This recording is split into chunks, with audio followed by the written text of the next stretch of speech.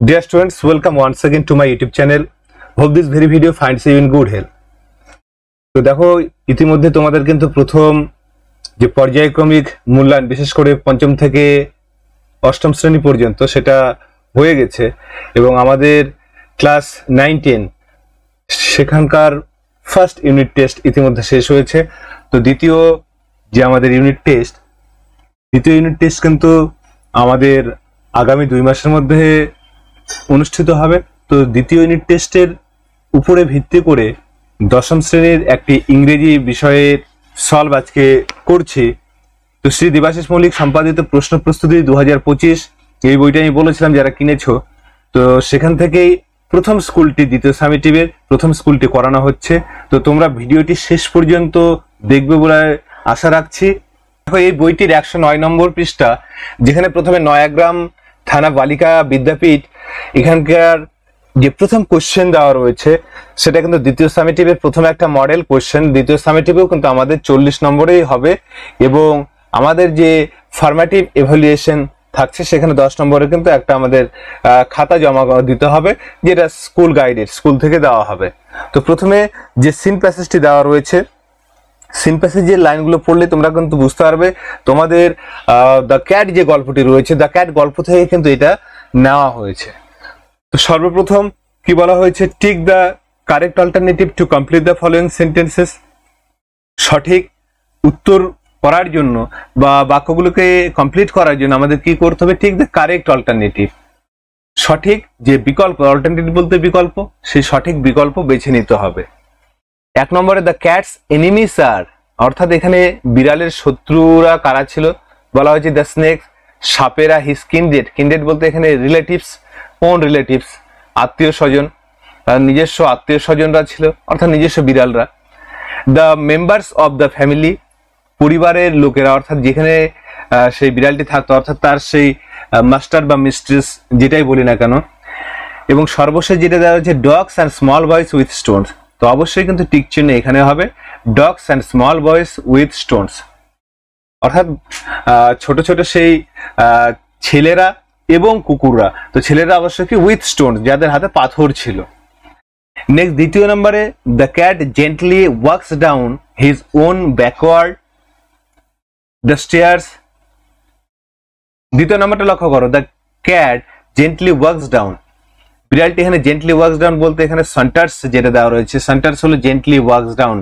দেখো প্রথমে casually goes out of the room, he saunters down his own backyard, পিছন দিকে যায়। তো সেন্টার্স যেটা বলা হয়েছে জেন্টলি ওয়াকস ডাউন, সন্তর্পণে হেঁটে যাওয়া। তো বিড়ালটি এখানে ধীরে ধীরে হেঁটে যায় বা সাবধানে হেঁটে যায়, কোথায় যায়, পিছন দিকে, অর্থাৎ তার বাড়ির পিছনে। দ্য স্টেয়ার, সিঁড়িতে। The other side of the fence, fence বলতে বেড়া বা চারপাশ ঘেরা দেওয়া রয়েছে এরকম জায়গা, সেই ঘেরার অন্যদিকে। নান অফ দিস, এর মধ্যে কোনোটি নয়, অবশ্যই কিন্তু his own backyard. True life for the cat lies, অর্থাৎ বিড়ালটির জন্য যে প্রকৃত জীবনটা সেটা শুরু হয় কখন, outside the four walls of the room, অর্থাৎ যে বাড়িতে সে থাকতো সে বাড়ির 4 দেওয়ালের আউটসাইড বাইরে। Inside the four walls of the room, অর্থাৎ সেই বাড়ির 4 দেওয়ালের মধ্যে। In the company of the family members, অর্থাৎ পরিবারের যে সদস্য ছিল তাদের আতিথ্যে বলা যেতে পারে বা সহযোগিতায় বা তাদের সাহচর্যে, অবশ্যই নয়। নান অফ দিস, এদের মধ্যে কোনোটি নয়, অবশ্যই কিন্তু যখন সে বাইরে চলে যায়। একদম দেখো প্রথমে কিন্তু এই লাইনটি দেওয়া রয়েছে, when the family has finished tea and gathers round the fire the cat casually goes out of the room, true life now begins for him। তাহলে এইখানে the cat casually goes out of the room, বিড়াল হলো কি করে, যে casually goes out of the room, ঘর থেকে বের হয়ে যায়। ক্যাজুয়ালি বলতে এখানে কোনো কি করে হালকা চালে বা কোনো রকম কোনো কিছু গুরুত্ব না দিয়ে। তো তারপরেই কিন্তু বলা হয়েছে true life now begins for him, তার ক্ষেত্রে নতুন বা সত্যিকারের জীবনটা শুরু হয়। অর্থাৎ একটা বিড়াল হোয়াট আ ক্যাট ইজ সেটা বোঝা যায় যখন হি, তো হি এখানে আমরা অবশ্যই বলতেই পারি, যেখানে অবশ্যই পার্সনিফিকেশন টাইপের এখানে করা রয়েছে, হি করা রয়েছে। তো when the cat goes out of the room. পরেরটা লক্ষ্য করো, পরে যেটা বলা হয়েছে, when the B number, complete the following sentences with information from the text. পাঠ থেকে তথ্য নিয়ে আমাদের পূরণ করতে হবে। When the family has finished tea and gathers round the fire, অর্থাৎ পরিবার যখন চা শেষ করে, অর্থাৎ এখানে চা খাওয়া শেষ করে এবং সে আগুনের চারপাশে বসে, ঠিক সেই সময় ডট ডট দেওয়া রয়েছে। তো এই যে তথ্যটা, এটা কিন্তু আমাদের অবশ্যই প্যাসেজে দেওয়া রয়েছে। তো সেখান থেকে দেখো দ্য ক্যাট ডট ডট থেকে রুম, বিড়ালটি কি করছে সেখানে, the cat casually goes out of the room, the cat goes casually goes out of the room, তাহলে এইটুকু পর্যন্ত কিন্তু লিখতে হবে। দ্বিতীয় নম্বরে, the movement of the cat becomes, অর্থাৎ বিড়ালটির যে মুভমেন্ট, চলাফেরার যে গতিবিধি, সেটা হয় lithe and panther like. Panther like just like tiger, আর লাইথ বলতে এখানে প্রাণবন্ত, চনমনে স্বভাবের।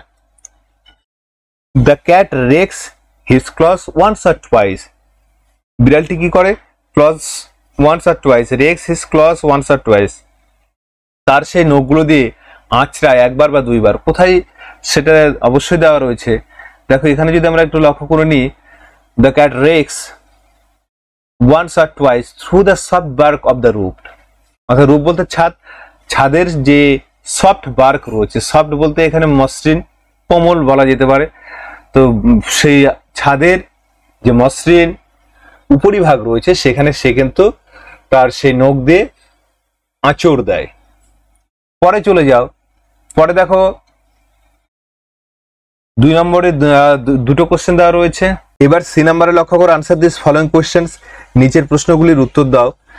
What for does the cat stress himself a few Times, a few Times বলতে কয়েকবার, স্ট্রেস বলতে প্রসারণ ঘটানো, নিজেকে প্রসারণ ঘটানো, তার শরীরকে বা শরীরের যে প্রসারণ ঘটানো। তো বিড়ালটি কেন কয়েকবার ধরে তার শরীরের প্রসারণ ঘটাচ্ছে, তো ঠিক এই উত্তরটি আমরা যদি এখানে দেখি, দেখো হি স্ট্রেসেস, হি বলতে এখানে দ্য ক্যাট লিখবো, the cat stretches himself a few times to see if every muscle is in full working order, অর্থাৎ তার শরীরের প্রসারণটা সে ঘটাচ্ছে এই জন্য, এটা দেখার জন্য তো তার সমস্ত মাসেলগুলি বা পেশিগুলি ঠিক আছে কিনা, is in full working order, অর্থাৎ তাদের কার্যক্ষম বা ক্ষমতা সেটা ঠিক রয়েছে কিনা।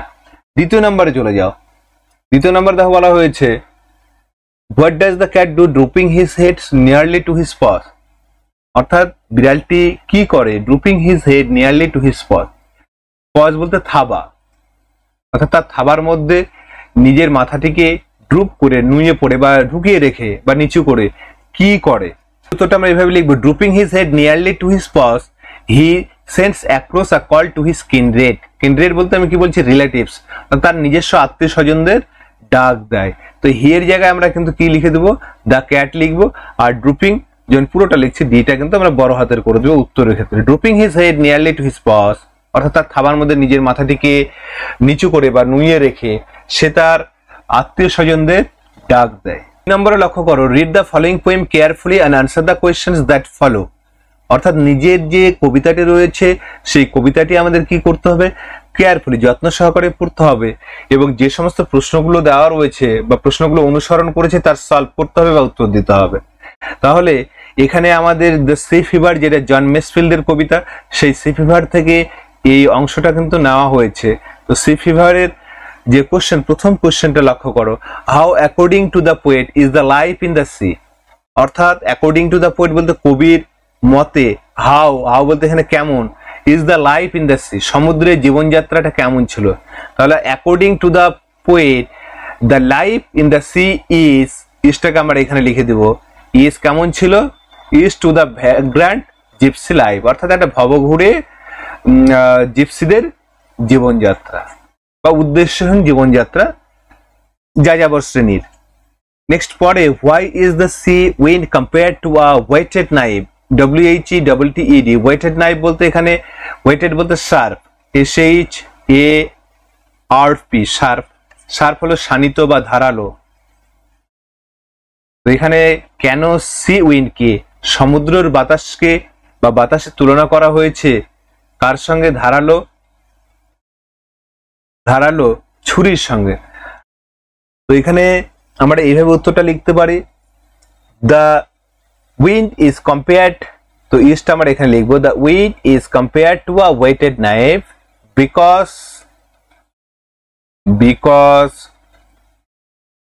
অফ ইটস বলতে wind, because of its feeling of sensation, SENSATION,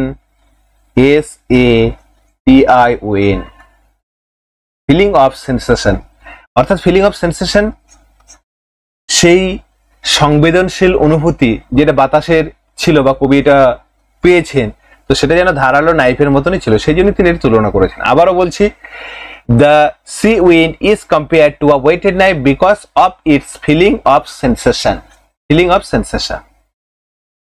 3 নম্বরে লক্ষ্য করো, what would the poet ask from a fellow rover.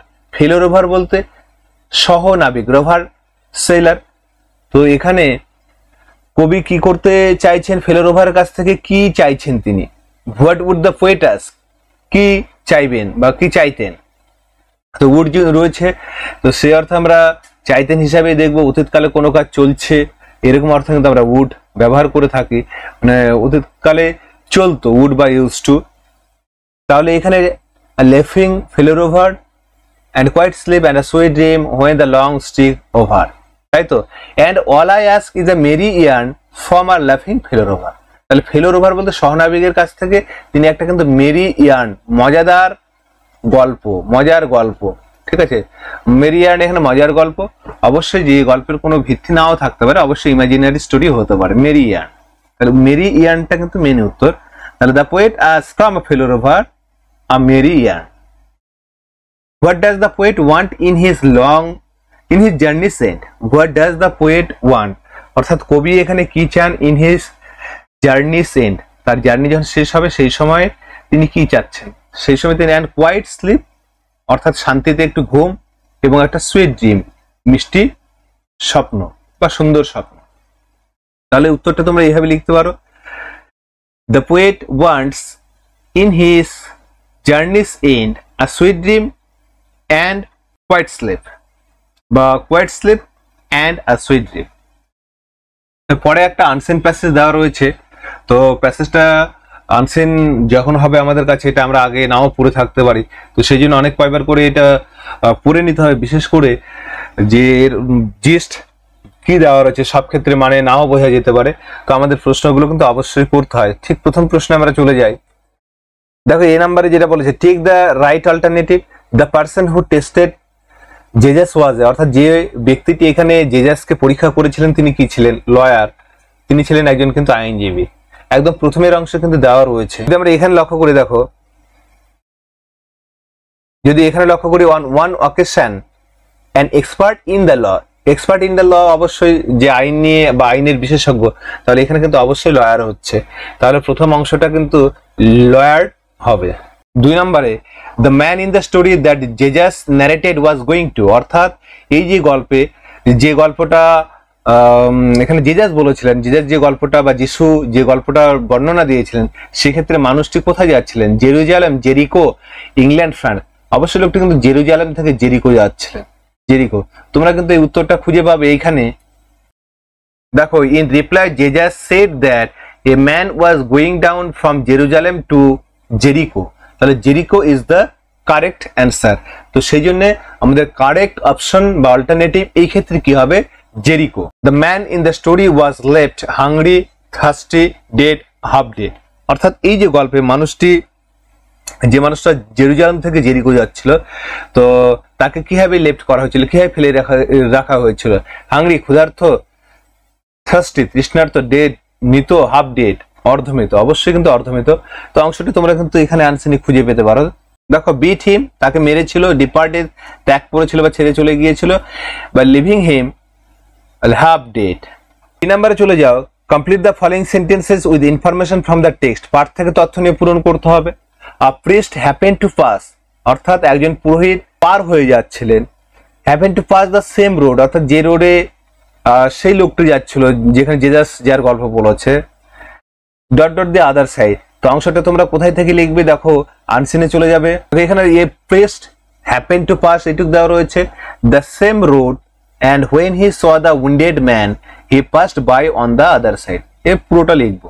অর্থাৎ একজন পুরোহিত সেই একই রাস্তায় যাচ্ছিলেন এবং যখন তিনি সেই আহত ব্যক্তিকে দেখলেন যে হাফ ডেড অবস্থায় পুরো রয়েছে, তিনি কিন্তু অন্য পথে চলে গেলেন, অর্থাৎ উইদাউট মেকিং এনি হেল্প, অর্থাৎ কোনো সাহায্য না করে। দ্বিতীয় নম্বরে চলে যাও, দ্য স্যামারিটান। দ্বিতীয় নম্বরটা দেখো কমপ্লিট কি বলা হয়েছে। দ্য স্যামারিটান প্রমিস, স্যামারিটান বলতে এখানে স্যামারিয়াবাসী প্রতিজ্ঞা করেছিল, প্রমিস করেছিল। কি প্রতিজ্ঞা করেছিল? ঠিক এর উত্তর মতো একদম শেষের অংশে দেওয়া রয়েছে। দেখো, promise to pay the expenses of his treatment. তাহলে এখানে হিজ ট্রিটমেন্ট না করে অফ দা ট্রিটমেন্ট করব, of the wounded man, of the wounded man. Samaritan এটা প্রতিজ্ঞা করেছিল তার সেই সমস্ত খরচগুলি, চিকিৎসার খরচগুলি, কিসের, সে আহত লোকের চিকিৎসার খরচগুলি সে দিয়ে দিবে। যুক্ত করা যেতে পারে টু দা ইনকিপার, কারণ সেখানে সে নিয়ে গিয়েছিল। টু দা ইনকিপার, ইনকিপার সে সরাইখানার মালিক। কারণ সে যখন তাকে সেখান থেকে সে যখন চলে যাচ্ছে তো বলেছিল যে এই যে অসুস্থ লোকটা, তার চিকিৎসার যে খরচা হবে সেটা কিন্তু সে পে করবে। Who showed mercy on the wounded man. আহত লোকটির প্রতি কে দয়া দেখিয়েছিল? হু। তো হুটাকে অবশ্যই দ্য স্যামারিটান, স্যামারিটান স্যামারিয়াবাসী। আর কিভাবে দেখিয়েছিল সেই অংশটার জন্য আমরা কিন্তু কতদূর লিখবো টেক্সট থেকে সেটা লক্ষ্য করে দাও। তাহলে এখানে করব কিভাবে দেখিয়েছিল। হি থেকে, he nursed his wounds and took him to a nearby inn, অর্থাৎ তার ক্ষতস্থানে সে কি করলো? নার্সড, নার্সড বলতে এখানে সেবা শুশ্রূষা করা। and took him to a nearby inn, কাছাকাছি একটা সরাইখানায় নিয়ে এলো। the next day when he was leaving he told the innkeeper, অর্থাৎ পরদিন যখন তিনি চলে যাচ্ছেন সরাইখানার মালিককে বলেছিলেন to take care of the wounded man, আহত সেই ব্যক্তিটির দেখভাল করতে বা যত্ন নিতে বা পরিচর্যা করতে। and promised to pay the expenses, এবং তিনি প্রতিজ্ঞা করেছিলেন সেই খরচগুলি দিয়ে দিতে অফ হিজ ট্রিটমেন্ট, তার সেই চিকিৎসার। তাহলে পুরো অংশটা এখানে যেহেতু 2 নম্বর রয়েছে, পুরো অংশটাই কিন্তু লিখতে হবে। তাহলে হি থেকে ট্রিটমেন্ট পর্যন্ত আমরা পুরোটা লিখব। 3 নম্বরে যেটা বাদ পড়েছে কমপ্লিট থেকে, জেজাস ফাইনালি টোল্ড, জেজাস শেষ পর্যন্ত বলেছিল। তো এখানে তার নিজস্ব ভাষায় যেটা বলা হয়েছে, গো অ্যান্ড ডু লাইক ওয়াইজ, তাই তো?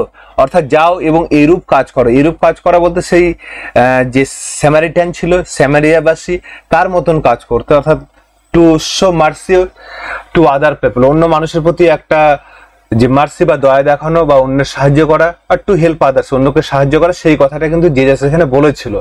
তো সেই অর্থে এটা আমরা যদি নিজের ভাষা লিখি, Jesus finally told to go and do, এখানে অ্যান্ড করে দিয়ে, and do likewise of the Samaritan, Samaritan, অর্থাৎ যাও এবং সেই স্যামারিয়াবাসীর মতন কাজ করো। তাহলে এই ছিল আনসিন প্যাসেজ থেকে পুরো সলভ। এবার গ্রামার পোর্শনে যেটা দেওয়া রয়েছে সেটা লক্ষ্য করো। 4 নম্বরে fill in the blanks with appropriate articles and preposition, উপযুক্ত নির্দেশক এবং প্রিপোজিশন দিয়ে আমাদের পূর্ণ করতে হবে। Siliguri boys school was established dash 1898 as a middle English school and upgraded dash a school in 1918 with 6 students in standard 8। তাহলে প্রথম যে লাইনটি অবশ্যই দেখো প্যাসেজটা কিন্তু পাস্টে দেওয়া রয়েছে। তাহলে Siliguri boys school was establish, Siliguri boys স্কুলটা প্রতিষ্ঠিত হয়েছিল কত সালে? 1898। তো সালের নামের আগে আমরা অবশ্যই জানি before the name of the year we have to use in, তো এখানে ইন হবে। As a middle English school, কি হিসাবে হয়েছিল সেটা?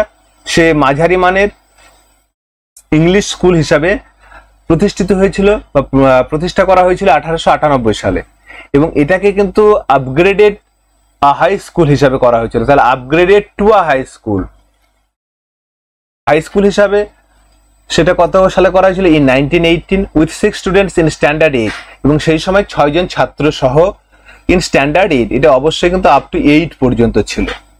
হাউএভার, যাই হোক, 1918 ইজ অফিসিয়ালি কনসিডার্ড অ্যাজ, যাই হোক 1918 সাল যেটাকে ইজ অফিসিয়ালি কনসিডার্ড, অফিসিয়ালি বলতে এখানে পরিসংখ্যানের দিক থেকে, অর্থাৎ যে সালটা বা সরকারিভাবে বললে সবচেয়ে বেশি ভালো হবে, অফিসিয়ালি কনসিডার্ড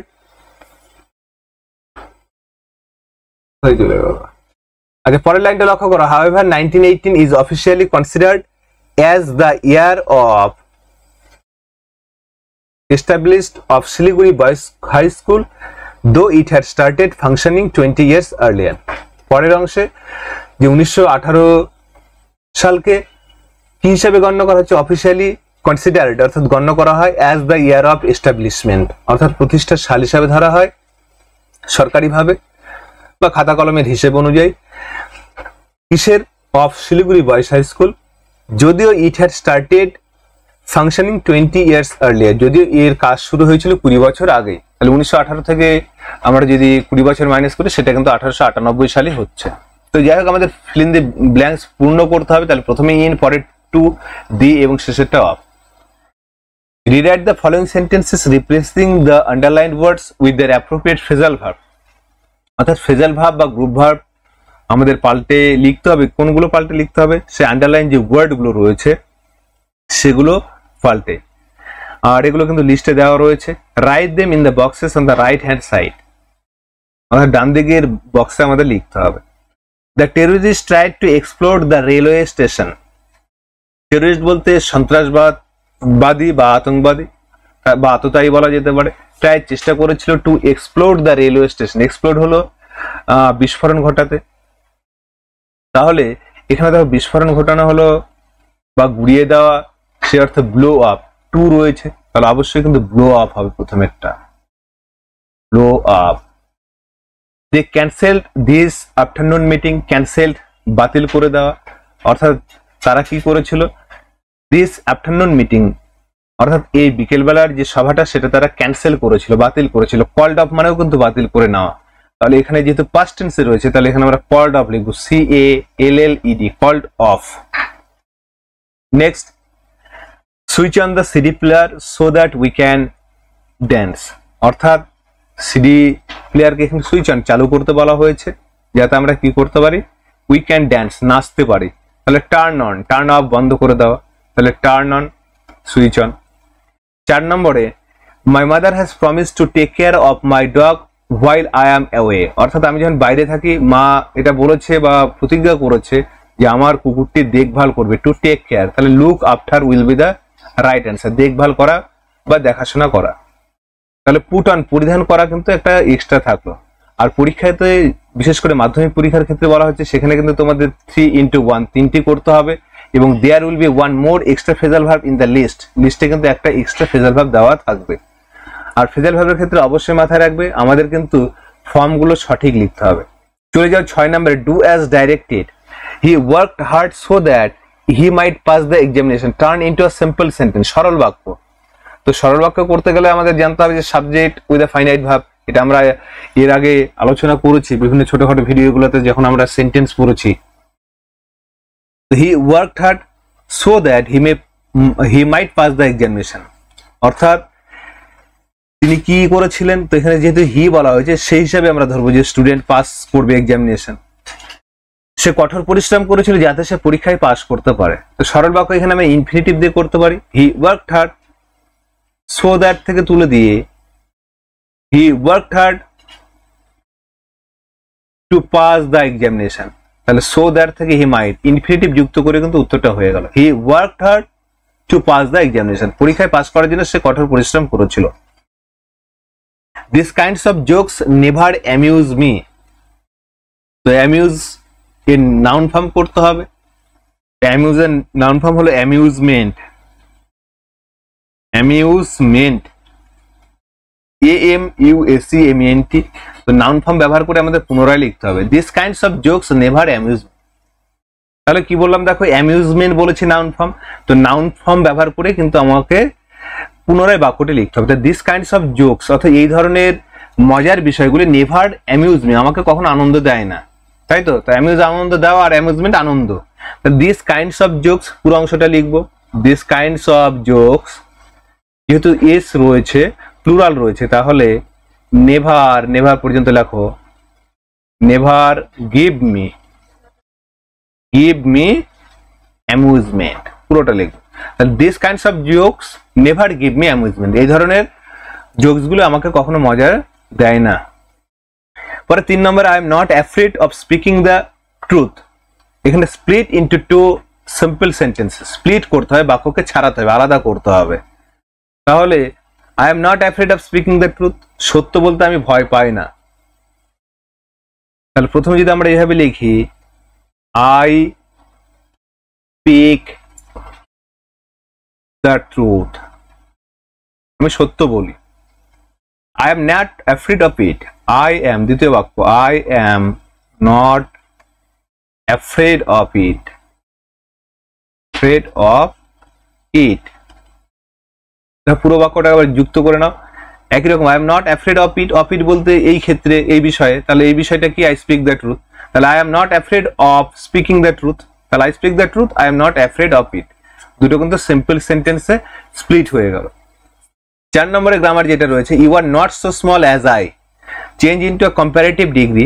তো এখানে কিন্তু দেওয়া রয়েছে সো স্মল অ্যাজ আই, তো পজিটিভ ডিগ্রি রয়েছে, ডিগ্রির 3টা ভাগ তোমরা অবশ্যই জানো। তো কম্পারেটিভ যখন আমরা করব তাহলে সেই ক্ষেত্রে you are not so small as I, তুমি কি নাও, you are not so small as I, আমার মতন অতটা ছোট নাও, তাহলে আমি হলো কি বেশি ছোট, you are not so small as I, তাহলে আইটাকে আমরা আগে লিখবো, আই অ্যাম স্মলার, দ্বিতীয় ফর্ম যেহেতু কম্পারেটিভ বলা হয়েছে, I am smaller than you। লক্ষ্য করে দেখো, you are not so small as I, তুমি ততটা ছোট নাও যতটা আমি ছোট, তার মানে আমি কিন্তু এখানে বেশি ছোট, তাহলে এখানে কম্পারেটিভ করলে দ্বিতীয় ফর্ম কি স্মল থেকে স্মলার হবে, এবং সুপারলেটিভ এখানে কিন্তু হবে না, তাহলে I am smaller than you, আমি অধিকতর ছোট than you, তোমার চাইতে, মানে তোমার চাইতে আমি ছোট। এই ছিল গ্রামার থেকে। এবার পরে দেখো রাইটিং স্কিল রয়েছে। Suppose you are the captain of your school, write a report for school magazine in about 120 words saying how you observed on 15th August in your school. You may include the following points. তো 10 নম্বর, যদিও পরীক্ষায় কিন্তু আমাদের 120 word থাকে না কখনোই, তো এখানে স্কুল থেকে দেওয়া রয়েছে যে স্কুলের কোশ্চেন সেভাবেই আমরা করার চেষ্টা করব। তো 100 শব্দে আমাদের লিখতে হয়। তো কি বিষয় বলা হয়েছে, যে মনে করো তুমি স্কুলের ক্যাপ্টেন, আর তোমাদের স্কুল ম্যাগাজিনে একটা রিপোর্ট বা প্রতিবেদন লিখতে হবে যে কিভাবে তোমাদের বিদ্যালয় 15ই আগস্ট অর্থাৎ স্বাধীনতা দিবস উদযাপন করেছে সেই বিষয়ে। You may include the following points, নিচের যে সংকেত বা পয়েন্টস রয়েছে, হিন্টস রয়েছে, আউটলাইনস রয়েছে, এগুলো কিন্তু আমরা ব্যবহার করতে পারি। টাইম অ্যান্ড প্লেস, সময় এবং স্থান। প্রোগ্রাম ইন ব্রিফ, সংক্ষেপে বিভিন্ন যে প্রোগ্রামগুলো কি কি সেগুলো। Your feelings about the day, এবং এই দিন সম্পর্কে তোমার অনুভূতি। তো এটা কিন্তু অবশ্যই একটা রিপোর্ট রাইটিং, যদি রিপোর্ট রাইটিং এই বলেছিলাম 2 ধরনের হতে পারে, রিপোর্ট অন অ্যান ইভেন্ট, আর রিপোর্ট হলো নিউজ পেপার রিপোর্ট। তো এটা কিন্তু ইভেন্টের উপরে, কোনো ঘটনার উপরে। তো এই ক্ষেত্রে দেখো টাইটেল দেওয়া রয়েছে, বিশরাল high school observe the Independence Day, এখানে তোমরা নিজের মতন করে একটা টাইটেল দিবে, অবশ্যই কিন্তু এখানে স্বাধীনতা দিবস উদযাপন সেটাই বলা হয়েছে। রিপোর্টেড বাই দেবাশিস সান্যাল, তোমরা নিজের নাম দিতে পারো, অথবা অন্য এবিসি দেওয়া যেতে পারে, ইচ্ছা মতন নাম তোমরা কিন্তু দিতে পারো। তো শুরু যখন আমরা করছি সেই ক্ষেত্রে কিন্তু আমাদের একটা জায়গার নাম এবং স্থান অবশ্যই উল্লেখ করতে হবে। যেহেতু 15ই আগস্টের কথা বলা হয়েছে, তো এটা কিন্তু আমরা পরের দিনে লিখবো 16ই আগস্ট, কারণ 16 তারিখেই কিন্তু আমরা এটা প্রকাশ করতে পারি, খবরের কাগজ হোক বা যেখানেই হোক না কেন। তো Bishal high school observe the 76th Independence Day yesterday in a befitting manner in the presence of all staff, students and some dignitaries. Dignitaries হলো সম্মানীয় ব্যক্তি বা মান্যগণ্য ব্যক্তি। বিশাল উচ্চ বিদ্যালয় 76তম স্বাধীনতা দিবস উদযাপন করেছিল গতকাল, কিভাবে, ইন আ বিফিটিং ম্যানার, অর্থাৎ খুব জাঁকজমক ভাবে, মানানসই ভাবে। এখানে কাদের উপস্থিতিতে, in the presence of all staff, অর্থাৎ সমস্ত কর্মচারী, স্টাফ বলতে এখানে সে টিচার বা নন টিচিং স্টাফ সকলে মিলে স্টাফ বোঝানো হয়েছে, স্টুডেন্ট ছাত্রছাত্রী এবং সাম ডিগনিটারিজ কিছু সম্মানীয় ব্যক্তিদের উপস্থিতিতে।